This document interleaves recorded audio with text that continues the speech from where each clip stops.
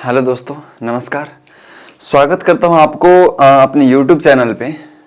और दोस्तों, जैसे कि आप जानते हैं कि हम लोग क्लास चला रहे हैं जियोग्राफी क्लास हम लोग बहुत ही सीरियस होकर चला रहे हैं। और ये क्लास जो है, जियोग्राफी क्लास जो हम लोग चला रहे हैं, वो सिलेबस के अकॉर्डिंग हम लोग चल रहे हैं। सिलेबस किसका? तो यद्यपि सिलेबस हम लोग यूपीएससी का लेके चल रहे हैं, बट ये सभी स्टेट पीसीएस और भी जितने सारे कॉम्पिटिटिव एग्जाम हैं, सबके लिए ये लाभदायक सिद्ध होगा हमेशा। आप इस क्लास को एक बार ध्यान से देखिए और फिर आप डिसाइड कीजिए।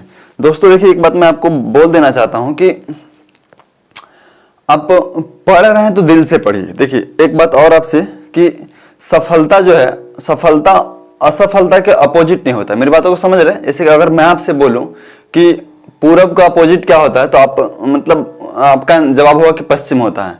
लेकिन अगर मैं, भले लगता है कि सफलता जो है असफलता का अपोजिट होता है, लेकिन अपोजिट होता नहीं है। अगर सफलता असफलता के अपोजिट है, जैसे पूरब और पश्चिम एक दूसरे का अपोजिट है, तो पूरब और पश्चिम कभी एक दूसरे से मिल नहीं सकते हैं। लेकिन आप देखे हुए कि जो व्यक्ति असफल होता है, वो अगर मेहनत करे तो सफल भी हो जाता है। तो इस तरह से यानी कि सफलता असफलता मिल रहा है एक ही व्यक्ति को, तो ये अपोजिट नहीं है। आप इस सफलता और असफलता के बीच बस एक दूरी है, वो हार्ड वर्क, कठिन परिश्रम की। अगर आप दिल से कर रहे हैं तो आपको सफलता जरूर मिलेगी। वो आप उसका बिल्कुल टेंशन न लीजिए, आप केवल अपने कर्मों पे ध्यान दीजिए। ठीक है दोस्तों, मुझे उम्मीद है कि आप पढ़ रहे होगे अच्छे से, और मेरे क्लास जो हम लोग क्लास चला रहे हैं, इसका नोट्स भी बना रहे होगे। तो आइए अब शुरू करते हैं। हम लोग ज्योग्राफी क्लासेस चला रहे हैं, ज्योग्राफी क्लासेस आप पिछली बार देखे होगा, उसका हेडिंग था भूगोल, ISPCS करके। तो हम लोग क्लास चला रहे हैं जियोग्राफी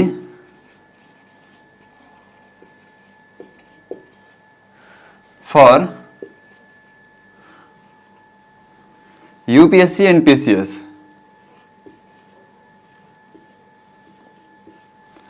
एंड पीएससी, ठीक है, यूपीएससी एंड पीएससी, ये हम लोग क्लासेस चला रहे हैं। और इसमें दोस्तों सिलेबस के अकॉर्डिंग हम लोग गए हुए थे। भू आकृतिक विज्ञान को हम लोग स्टार्ट किए हुए थे। क्या स्टार्ट किए हुए थे? भू आकृतिक विज्ञान, जियोमॉर्फोलॉजी, भू आकृतिक विज्ञान। थोड़ा मैं हरा से लिख रहा हूं तो हो सकता है आपको प्रॉब्लम हो, लेकिन मैं बोल दे रहा हूं, भू आकृतिक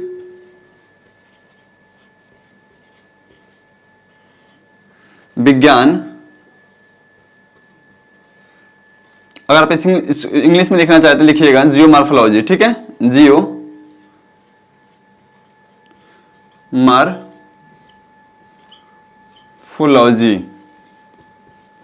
दिख नहीं रहा, स्पेलिंग है GEOMORPHOLOGY, ठीक है, जियोमॉर्फोलॉजी। इसके अंतर्गत दोस्तों हम लोग जो पढ़ रहे थे वो था पृथ्वी की उत्पत्ति एवं विकास। इसके अंतर्गत जो हम लोग पढ़ रहे थे वो था क्या? तो पृथ्वी की उत्पत्ति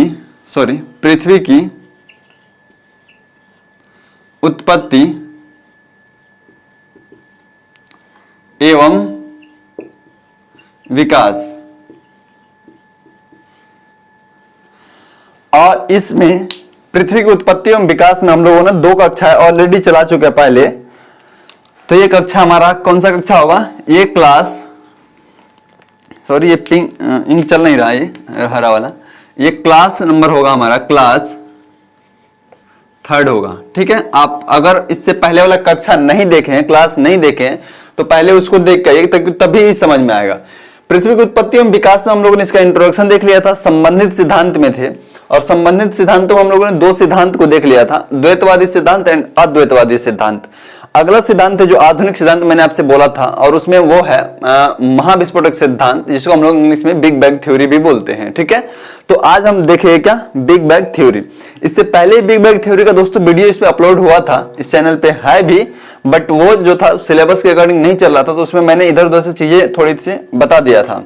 तो अब जो हम लोग सिलेबस के अकॉर्डिंग चल रहे हैं, तो इसीलिए हम इसको डिटेल से जानेंगे, क्योंकि ये थोड़ी सी बेसिक ज्योग्राफी स्टार्ट करने के लिए बेसिक चीजें हो जाती है। ठीक है, तो हम लोग शुरू कर रहे हैं। क्या आप, मैं उम्मीद करता हूँ कि बातों को समझ पा रहे हैं। कहाँ से हम लोग ज्योग्राफी क्लास में, हम लोग ज्योग्राफी में सिलेबस में घुसे थे भू आकृति जियोमॉर्फोलॉजी में। और जियोमॉर्फोलॉजी का जो पहला टॉपिक था क्या? पृथ्वी की उत्पत्ति एवं विकास में थे। पृथ्वी की उत्पत्ति एवं विकास में इंट्रोडक्शन देख लिए थे, संबंधित सिद्धांतों में 2 सिद्धांत देख लिए थे। तीसरा सिद्धांत है कौन सा? तीसरा सिद्धांत है हमारा मैं आपको यहां पे लिख रहा हूं, तीसरा सिद्धांत है बिग बैंग थ्योरी, यानी कि महाविस्फोटक सिद्धांत। ठीक है, तो दोस्तों बोर्ड पे नीचे स्पेस है, ऊपर स्पेस खाली बहुत कम है, इसीलिए मैं इसको थोड़ा सा डिलीट कर रहा हूं, या फिर अन्य तरह मैं कोशिश कर रहा हूं कि इधर लिख देता हूं। अगला हमारा जो है वो है महाविस्फोटक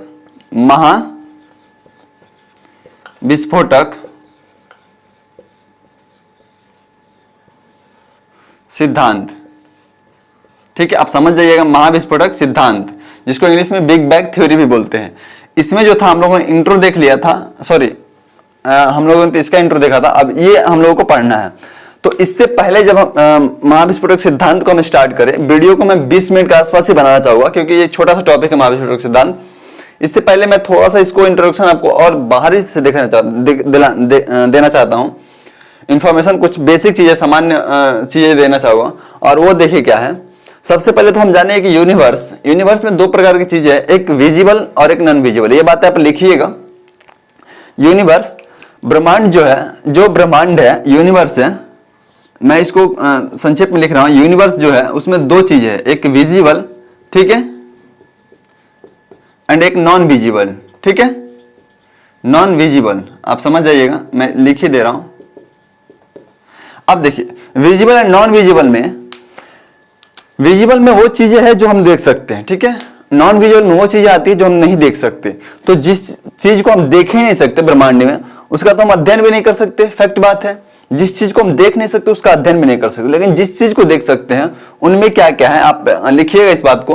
उनमें जैसे ग्रह है, उपग्रह है, तारे हैं, उल्का पिंड है, धूलकण है, जिस चीज को हम लोग देख सकते हैं, प्रकाश है, ठीक है, ये सब चीज जो है वो विजिबल है। और देखिए विजिबल ब्रह्मांड जो है, विजिबल यूनिवर्स जो है, ये जो है इसका जो विस्तार है एक तरह से, आप तो जानते हैं कि विजिबल में क्या क्या आता है, आप उस बात को लिख लीजिएगा, ठीक है। विजिबल का विस्तार जो है, विजिबल ब्रह्मांड का, विजिबल यूनिवर्स का विस्तार जो है वो लगभग है 93 अरब प्रकाश वर्ष। क्या? 93 अरब प्रकाश वर्ष। अब देखिए प्रकाश वर्ष क्या है? प्रकाश वर्ष जो है एक यूनिट है जिससे ब्रह्मांडीय दूरी का मापन किया जाता है। प्रकाश वर्ष जो है एक प्रकाश, इसे 93 अरब वर्ष प्रकाश वर्ष, 93 अरब प्रकाश वर्ष है।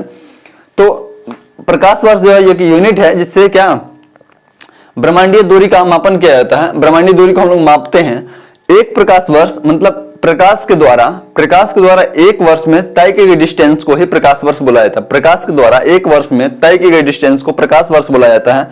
और प्रकाश जो है 3 लाख किलोमीटर, ये आप जानते हो कि 3 लाख किलोमीटर, 3 लाख किलोमीटर प्रति 3 लाख km पर सेकंड चलता है।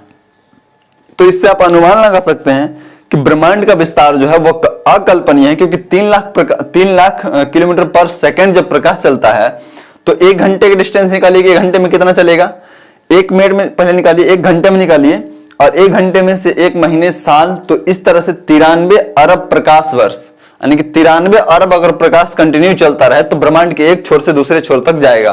तो इतना इसका विस्तार है। ये विजिबल जो ब्रह्मांड है, ये इसका जो आप इसको बोल सकते हैं कि ये पुराना है, लगभग 13, यानी कि ये इसका उत्पत्ति हुआ पुराना, इसको हम बोल सकते हैं कितना है 13.7 अरब वर्ष जो पहले इसका उत्पत्ति हुआ, 7 अरब वर्ष, ठीक है। यानी कि ये इसकी उत्पत्ति कब हुई विजिबल ब्रह्मांड की, इतने अरब वर्ष पहले, ठीक है। ये सामान्य बात है। सामान्य बातों में 1-2 बातें और हम जानेंगे। जैसे एक वैज्ञानिक है हब्बल नाम का, हब्बल, ठीक है। मैं आपको बताता हूं, 1 मिनट उससे पहले मैं देख लेता हूं कि वीडियो चल रहा है ना ठीक से। हाँ दोस्तों, वीडियो रिकॉर्ड हो रहा है। तो हम थे कहां पे कि सामान्य बातों में एक वैज्ञानिक का नाम हम ले रहे थे, एडविन हब्बल करके नाम है उनका। हब्बल ऐसे बोलते हैं, एडविन हब्बल साहब जो है, उन्होंने कहा 1920 ईस्वी में वो बोल रहे हैं हब्बल, इस बात को लिखिएगा, सामान्य बातों में है। हब्बल साहब बोल रहे हैं, एडविन हब्बल ये 1920 में बोलते हैं कि ब्रह्मांड ब्रह्मांड का लगातार फैलाव हो रहा है, ब्रह्मांड का लगातार फैलाव हो रहा है, साथ ही आकाशगंगाएं जो है वो एक दूसरे से दूर जा रही है। ये हब्बल साहब बोलते हैं 1920 ईस्वी में। तो अब ये जो आप हब्बल साहब की बातों को सुन रहे हैं, तो ब्रह्मांड का अब हम आगे जब चर्चा करेंगे कि क्यों ऐसा बोला गया कि ब्रह्मांड का जो विस्तार हो रहा है, और बाद में बिग बैंग थ्योरी प्रूव भी कर दी कि जो है ब्रह्मांड का विस्तार हो रहा है। तो हब्बल साहब बोलते हैं कि ब्रह्मांड का लगातार विस्तार हो रहा है, ब्रह्मांड फैल रहा है और जो आकाशगंगा है वो एक दूसरे से दूर जा रही है। इसी का आगे अब 1920 में इन्होंने बोला, 1927 में जॉर्ज लेमेंटियर, जॉर्ज ये वैज्ञानिक का नाम है दोस्तों, जॉर्ज लेमेंटियर या लेमेत्रे भी इनका नाम मिलता है, जॉर्ज लेमेत्रे। इन्होंने 1927 में, जॉर्ज लेमेंटियर साहब ने 1927 में एक समीकरण दे रहे हैं। समीकरण का नाम है फ्राइडमैन लेमेंटियर वाकर समीकरण। जो समीकरण उन्होंने दिया फ्राइडमैन, क्या था, फ्राइड ये ड है, फ्राइडमैन, इसको मैं लिख ही दे रहा हूं, फ्राइडमैन लेमेंटियर वाकर समीकरण। ठीक है, इस सिद्धांत, ये जो समीकरण दिया गया फ्राइडमैन साहब के द्वारा, इसमें ये बोला गया दोस्तों कि ब्रह्मांड का जो निर्माण है, ब्रह्मांड का निर्माण किससे हुआ है, तो ब्रह्मांड का निर्माण जो है प्राथमिक अणुओं से हुआ है, प्राथमिक अणुओं से। ब्रह्मांड का निर्माण किससे हुआ है, प्राथमिक अणुओं से हुआ है, प्राथमिक परमाणुओं से हुआ है। ठीक है, प्राथमिक परमाणुओं से ब्रह्मांड का जो निर्माण हुआ है, परमाणुओं से। आप इस बात को लिखिएगा कि फ्राइडमैन लेमेंटियर वाकर समीकरण के अनुसार ब्रह्मांड यानी कि यूनिवर्स का जो निर्माण हुआ है वो किससे हुआ, प्राथमिक अणुओं से हुआ है। और ये प्राथमिक अणु जो है महाविस्फोट सिद्धांत के बाद भी अस्तित्व में आए हैं। प्राथमिक अणु जो है महाविस्फोटक सिद्धांत के बाद अस्तित्व में आए। ठीक है, इस तरह से लिखिएगा। ये आप चीजें जान गए कि हब्बल साहब ने कहा 1920 में, हब्बल साहब ने कहा कि ब्रह्मांड का विस्तार हो रहा है, आकाशगंगा जो एक दूसरे से दूर जा रही है। जॉर्ज लेमेंटियर 1927 में फ्राइडमैन लेमेंटियर वाकर समीकरण दिया और उसके तहत यह बताया गया कि ब्रह्मांड का निर्माण जो है प्राथमिक परमाणुओं से हुआ है और ये परमाणु महाविस्फोटक सिद्धांत के बाद ही अस्तित्व में आए। इस तरीके से लिखिएगा आप दोनों बातों को। ठीक है, अब हम आगे बढ़ते हैं। अब देखिए, अब एक वैज्ञानिक आते हैं होयल नामक वैज्ञानिक ने इसका विखंडन किया और उन्होंने बोला कि ब्रह्मांड जो है फैल नहीं रहा। जैसे कि हब्बल साहब बोले थे ब्रह्मांड 1920 में, जो इन्होंने बोला कि ब्रह्मांड फैल रहा है, आकाशगंगा एक दूसरे से दूर जा रही है। तो इसी तरह से एक वैज्ञानिक आते हैं हब्बल नाम का, होयल नाम का, मैं हब्बल गलती से बोल दिया, इसको मैं डिलीट कर रहा हूं। होयल नाम का वैज्ञानिक आते हैं और होयल के अनुसार, होयल जो बोलते हैं, होयल, इनका नाम होयल है। होयल ने कहा कि होयल ने ये जो हम देख रहे थे कि ब्रह्मांड का फैलाव हो रहा है हब्बल साहब के अनुसार, तो उनका खंडन करते हुए इन्होंने बोला कि ब्रह्मांड का फैलाव नहीं हो रहा है, बल्कि पिंडों के बीच जो है ब्रह्मांड का विस्तार नहीं हो रहा, फैलाव नहीं हो रहा है, एक दूसरे से दूर नहीं जा रहे हैं, बल्कि पिंडों के बीच नए परमाणुओं का निर्माण हो रहा है। मेरी बात को समझ रहे हैं, पिंडों के बीच जो है नए परमाणुओं का निर्माण हो रहा है। इन्होंने कहा, होयल साहब ने कहा। ठीक है, इन्होंने और उसका नाम दिया, जो नया परमाणु बन रहा है उसका नाम इन्होंने दिया डार्क मेटल करके। ठीक है, डार्क मेटल, इस बात को लिख लीजिएगा। इन्होंने क्या किया, डार्क मेटल उसका नाम दिया। ठीक है, इस तरह से होयल ने इसका खंडन किया। अब आ जाता है, जब 1927 तक हम लोग थे, तब तक 1965 में, 1965 में कॉस्मिक माइक्रोवेव बैकग्राउंड की खोज हो जाती है। कब हो जाती है, 1965 में, 1965 में खोज हो जाती है कॉस्मिक माइक्रोवेव बैकग्राउंड। ठीक है, कॉस्मिक माइक्रोवेव बैकग्राउंड की खोज हो जाती है। कॉस्मिक माइक्रोवेव बैकग्राउंड क्या है, अब देखिए, ये एक प्रकार का विकिरण है और ये जो था, ये इस क्षेत्र में, मतलब साइंस के क्षेत्र में एक चमत्कार माना गया, एक बहुत ही माइलस्टोन साबित हुआ, क्योंकि कॉस्मिक माइक्रोवेव जो था, अब देखिए यहाँ पे थोड़ी सी बातें समझने वाली, वीडियो सॉरी थोड़ा सा लंबा खींच रहा है क्योंकि थोड़ा इसको समझना जरूरी भी है। तो ये जो 1965 में इसका खोज हुआ, तो इन्होंने ये जो सिद्धांत, ये जो खोज हुआ, जो एक प्रकार का विकिरण है, एक प्रकार का इसको प्रकाश बोल सकते हैं, जो ब्रह्मांड में समान रूप से हर जगह फैला हुआ है। ठीक है, ये कॉस्मिक वेव जो है ब्रह्मांड में समान रूप से हर जगह फैला हुआ है। अब देखिए, जब हर जगह समान रूप से फैला हुआ है तो ये जो बिग बैंग थ्योरी है, महाविस्फोटक सिद्धांत है, इसके लिए साक्ष्य उपलब्ध कराया। कैसे? पहले इस पे मतलब तभी से 1965 के बाद से कॉस्मिक माइक्रोवेव सिद्धांत जो है, तब से इसका साक्ष्य जो है, महाविस्फोटक का सिद्धांत जो दिया था, इसका साक्ष्य बहुत ही स्ट्रॉन्ग साक्ष्य के रूप में साबित हुआ। कैसे हुआ? तो देखिए, कॉस्मिक माइक्रोवेव बोला जाता है कि पूरे ब्रह्मांड में समान रूप से फैला हुआ है। अब मान लीजिए कि यहाँ पे मैं एक छोटा सा एग्जांपल दे रहा हूं, एक यहाँ पे ब्रह्मांड है और सॉरी एक यहाँ पे पिंड है और एक यहाँ पे पिंड है। अगर यहाँ से कोई वेव छोड़ा जा रहा है, कोई भी वेव छोड़ा जा रहा है, मान लीजिए कि तो आप जानते हैं कि अगर ये जो है कॉस्मिक वेव पूरे ब्रह्मांड में अगर समान रूप से फैला हुआ है, तो जो भी चीजें यहाँ से छोड़ी जा रही है वो मान लें कि यहाँ पे गई और इसे टकरा के वापस आई। ठीक है, इसे टकरा के वापस आई, तो वापस जब आई तो मान लें कि इसमें टी टाइम लगा। ठीक है, अब ये काम किया गया, मान लें कि 1900 में यहाँ से एक वेव छोड़ा गया, चाहे लाइट छोड़ा गया, जो भी है खास प्रकार की लाइट, जो आप मान सकते हैं मानिए, और केवल समझने के लिए बोल रहे हैं कि कैसे इन्होंने साक्ष्य उपलब्ध करा दिया। अब जब ये कॉस्मिक माइक्रोवेव बैकग्राउंड माइक्रोवेव जो पूरे ब्रह्मांड में समान रूप से फैला है, तो इसकी चाल एकदम समान रूप से गई और समान रूप से वापस आ गई, टकरा के वापस आ गई। तो इस तरह से क्या हुआ कि हम लोग जान गए कि इसको यहां से जाने में, इस ए ब्रह्मांड से बी ब्रह्मांड तक सॉरी ब्रह्मांड में बोल रहा हूं, ग्रह से इसको आप जो भी मान लीजिए, तारा मान लीजिए, चाहे ग्रह मान लीजिए, जो मान लीजिए, जो पिंड मान लीजिए, तो ए पिंड से बी पिंड तक गई और वहां से टकरा के वापस आई, तब तो हम लोग उसको देख पाएंगे, चाहे जो भी कर पाएंगे। तो क्या हुआ कि इसमें टी टाइम लगा। अब ये 2000 में, ठीक है, 2000 में यानी कि 100 वर्ष बाद इसी पिंड से, ए पिंड से हम इसके लिए एक वेव छोड़े, चाहे तरंग जो भी कह ले सकते हैं, अब छोड़े, और छोड़ने तब हम देख रहे हैं कि इसमें टी और छोड़े फिर वापस आया कुछ समय बाद। तो हम देखें कि जितना समय पहले लगा था, मान लीजिए कि अगर टी टाइम लगा था, तो टी और प्लस कुछ और टाइम लग गया। समझ रहे हैं मेरी बातों को? टी और प्लस में कुछ, जैसे मान लीजिए अगर इसमें 24 घंटा लगा था, मैं एग्जांपल के थ्रू ले रहा हूं, तो इसमें 25 घंटा लग गया, यानी कि 1 घंटा ज्यादा लग गया। तो इससे क्या प्रूफ हुआ कि इससे ये हुआ ना कि अब 1 घंटा ज्यादा लग गया, यानी कि पहले का अपेक्षा इन दोनों के बीच का डिस्टेंस है वो थोड़ा सा बढ़ गया है। तो इससे ये साबित हो गया, महाविस्फोटक सिद्धांत को स्ट्रॉन्ग प्रूफ साक्ष्य मिल गया कि ब्रह्मांड का जो फैलाव हो रहा है, यानी कि ब्रह्मांड एक जगह था, कभी समय था।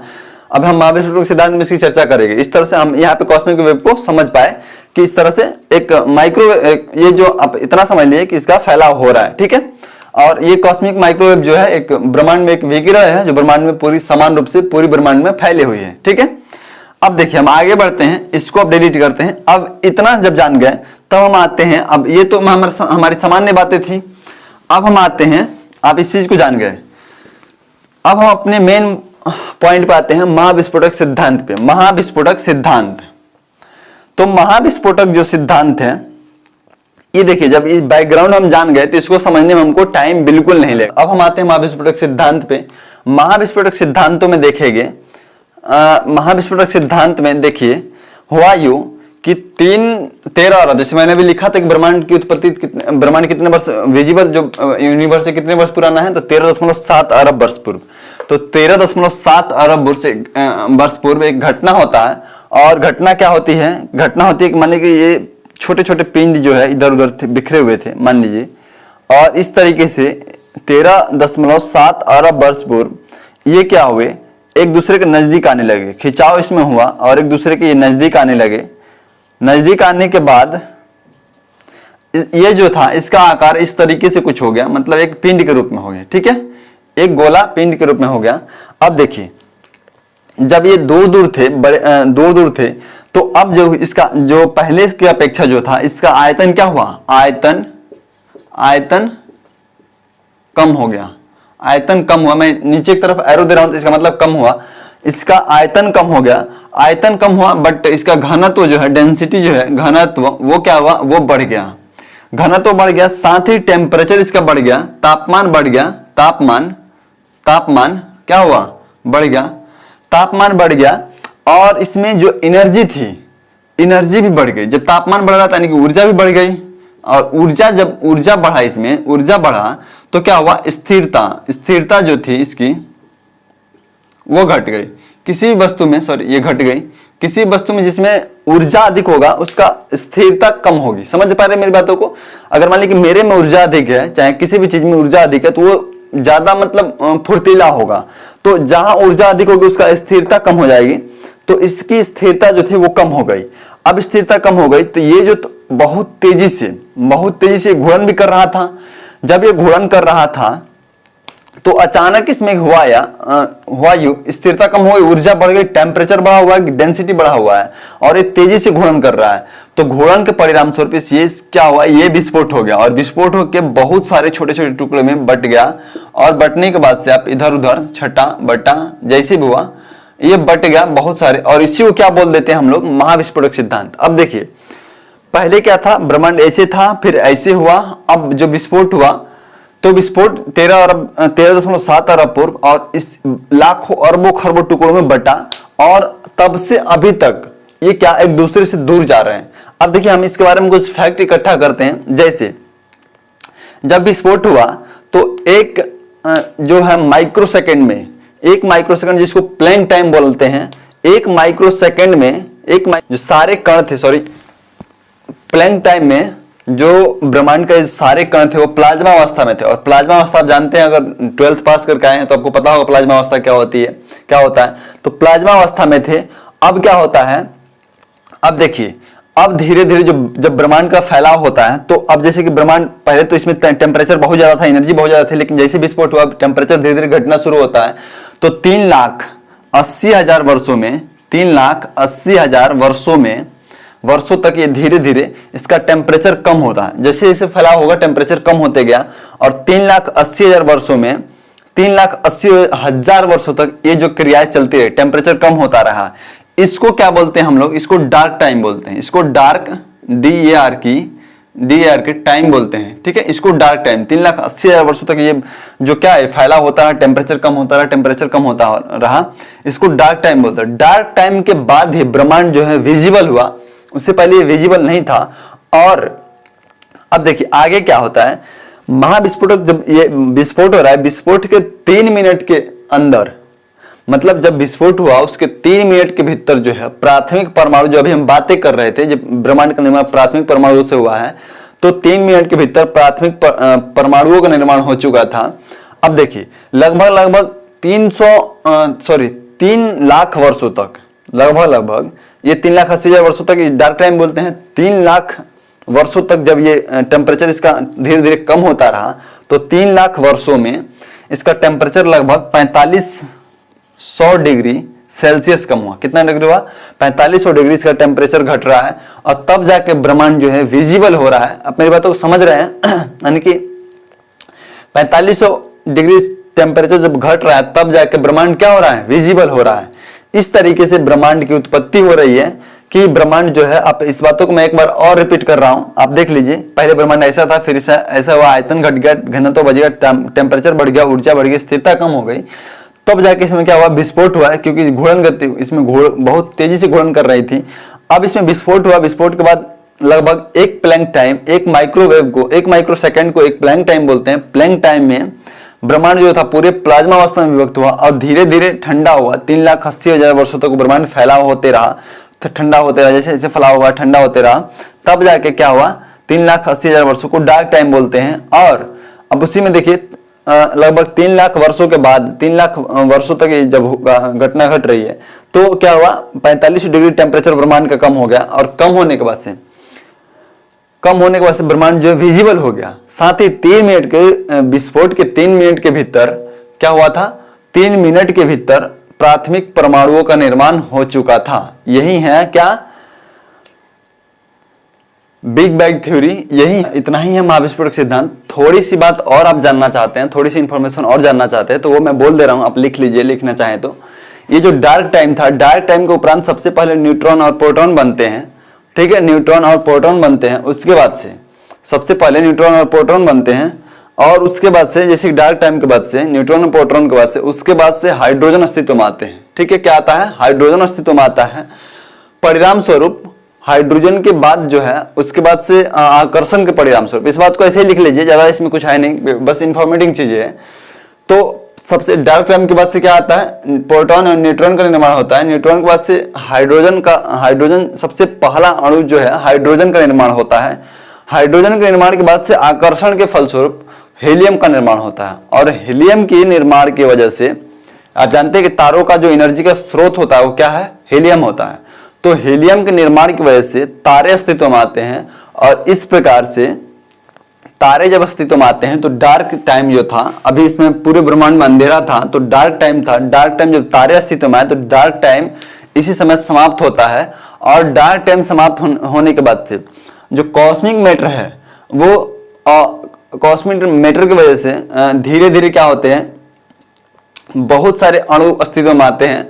और अणु अस्तित्व में आते हैं, परिणाम ग्रह, उपग्रह और ढेर सारे उल्का पिंड, इन सब का निर्माण, जैसे धूलकण, इस सब का निर्माण होता है। और इसी ग्रह उपग्रह इसी समय ये घटनाएं लगभग 4.5 अरब वर्ष पूर्व होती है। 4.5 अरब